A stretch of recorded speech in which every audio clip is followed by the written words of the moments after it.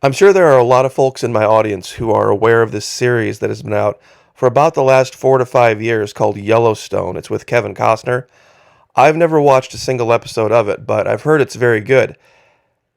It has been recently brought to my attention, though, that in one of the episodes they used a song called Mercy Now. Now, it's a song that I've talked about before on this channel and my backup channel. It was written by a folk singer named Mary Gauthier.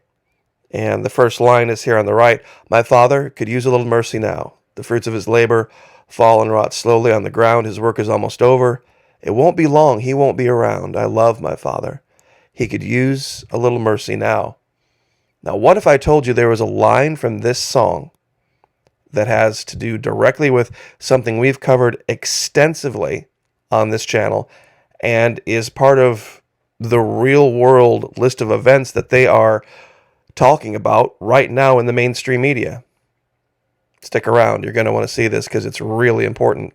But first, always to be diligent. Thank you to every single person who shows up here every day. Whether you agree, whether you disagree, I very much appreciate your input. To those of you who have stepped up over the Patreon channel, thank you so much. It's only $1 US. It's even less if you sign up for an entire year.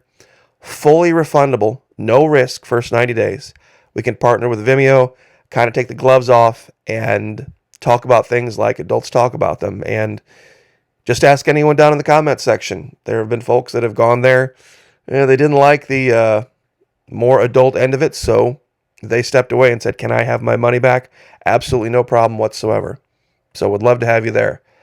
Now, some of you may remember, a long time ago, back when I was putting up music, I mentioned someone that I came across in Nashville. Her name was Bellamy Baylor.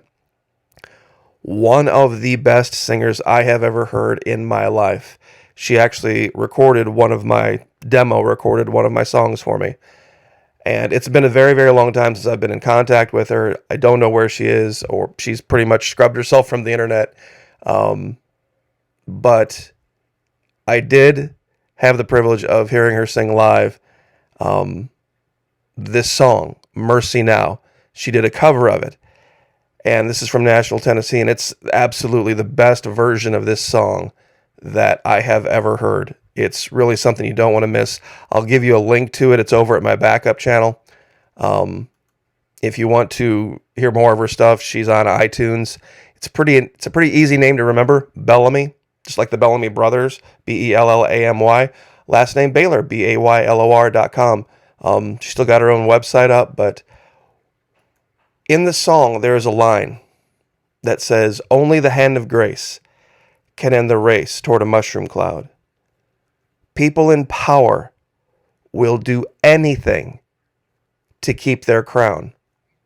And I had that lyric rolling around in my head one night, and it dawned on me, and this was long ago, about what the real story of Venezuela was, and why Venezuela was going to come out on top, and what Washington, D.C. was telling you was never going to work. It was never going to succeed. Well, lo and behold, today we have brand new breaking news that the quote-unquote opposition party to Nicolas Maduro has now decided to step away from random guy named Juan. But how could you know this, Florida Maquis? How could you know they wouldn't win? Well, I think we can all stand up and agree that criminals don't obey laws, and that Washington, D.C. is populated by nothing but criminals, whether they were elected there or not, righteously or not, doesn't matter. Criminals are criminals. And they are literally doing the work of Satan. If the last 2 years hasn't convinced you of that, nothing else will. Now, there's a scripture out there that covers this. And knowing their thoughts, Jesus said to them, any kingdom divided against itself is laid waste, and any city or house divided against itself will not stand. If Satan casts out Satan, he is divided against himself. How then will his kingdom stand? If I, by Beelzebub, cast out demons, by whom do your sons cast them out? For this reason they will be your judges. Now, Think about Washington, D.C. It is Satan divided against itself. They will sit and they will beat each other up all day long, left and right, left and right, left and right, until somebody threatens their combined power. People in power will do anything to keep their crown. And what keeps Washington, D.C. in power around the world? What is it? It's the Petro-Dollar. It is the method by which Washington, D.C. controls and bullies the entire world. And when two people stood up, two devout Christians stood up and tried to push back and say, no more, Washington, D.C., we're not going to negotiate in your currency anymore. This oil is ours, and we're going to sell it on the open market, and we're going to sell it for what we think a fair price is. And we're going to negotiate it in bolivars. See, that was a threat. That was a threat to those in power to keep their crown. That's why they had to get rid of Chavez and destroy Venezuela and try to take out Nicolas Maduro. And look this up, by the way, if you're still one of these anti-social democracy Chavez haters. At the end of the day, would you rather be standing with someone who stood up before the UN and said, give me your crown, Jesus, give me your cross, your thorns, so that I may bleed, but give me life because I have more to do for this country and these people? The entire world heard this. The entire world. Who would you rather be standing with? Them or them?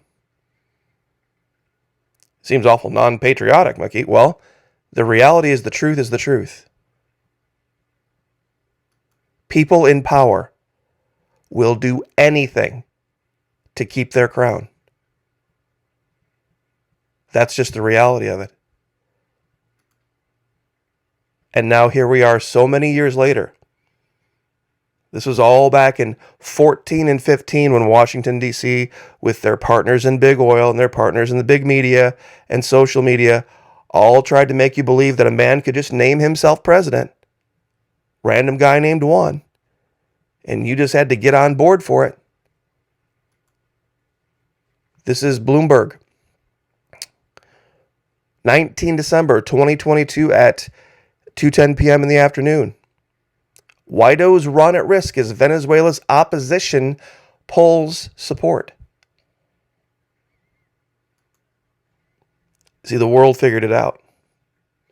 The world figured it out, and no matter what Washington, D.C. says now, there's nothing they can do to fix this. That's why D.C. had to finally relent and let Chevron go down there, hat in hand, to PDVSA and say, okay, all right, we're going to do this, and we're going to do it in a way that benefits the Venezuelan people. Even Brazil to resume diplomatic relations with Venezuela. President Lula has signaled he will seek to repair relations with the Maduro government over all this nonsense.